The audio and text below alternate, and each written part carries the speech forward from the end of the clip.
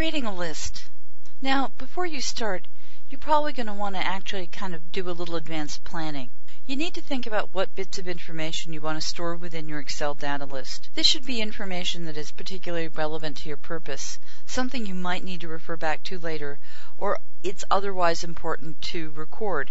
For example, here we've got an employee list where information such as the person's last name and first name and middle initial, employee ID, their position, their start date, their work status, whether they're permanent full-time, which is PF, permanent part-time, which is PP, or TW, which is a temporary worker, are listed, as well as their in-house extensions so you can reach them.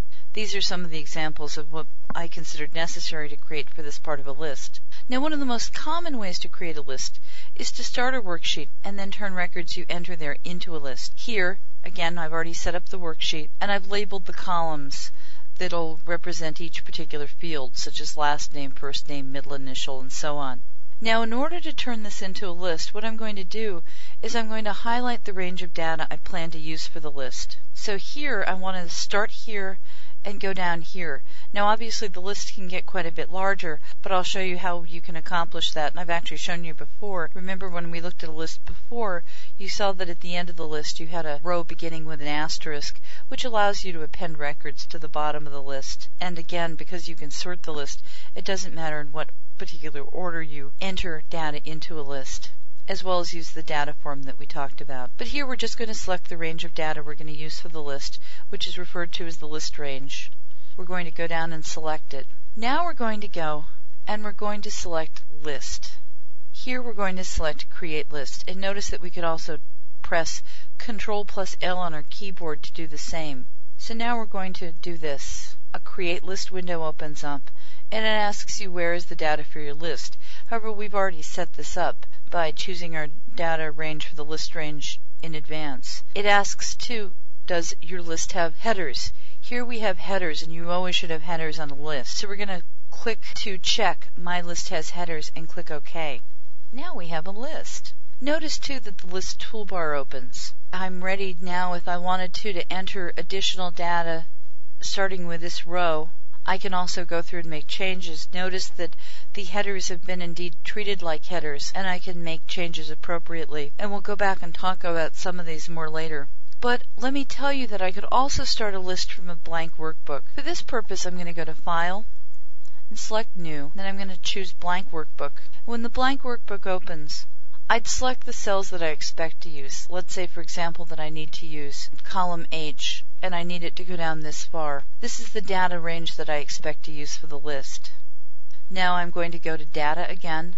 I'm going to choose List, and I'm going to select Create List. I've already chosen my data list, and here I don't have headers in place yet, but I'm planning to use headers, of course, so I'm going to click My List Has Headers and click OK. Here's our list, and here's our list toolbar. Now, if you'll notice that each of the headers for each particular field column now lists just kind of generic column 1, column 2, column 3. But I could click within this cell, for example, and type student L name. For example, a student's last name. Then I could go over here and type stud first name, and so on. So I can make changes to my field. And then I can just begin entering information such as Rogers, David, R, and just keep going on through, just as I would with any other type of worksheet to enter data. Let me add too here that consistency is important when creating a data record. The right information needs to be entered into the proper fields. In general, you only want to include the fields or bits of data in your list that you plan to enter for each and every record. Now that you've created a list, you can familiarize yourself with the basic palette offered by the list tools available from the list toolbar. If it doesn't become available or you need it to be available later on, you can go to the View menu, select Toolbars, and then click to select List. Here it's already open, and you have list options. Here you can resize the list, sort, use the form, convert a range, insert or delete.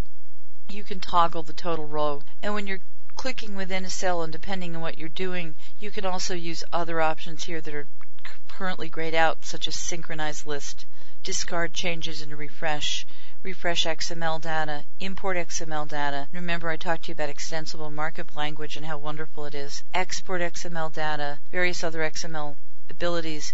You can edit a query, you can run the chart wizard, or you can print your list. And then to close the list toolbar, we would just click on the right-hand corner of the list toolbar to close it.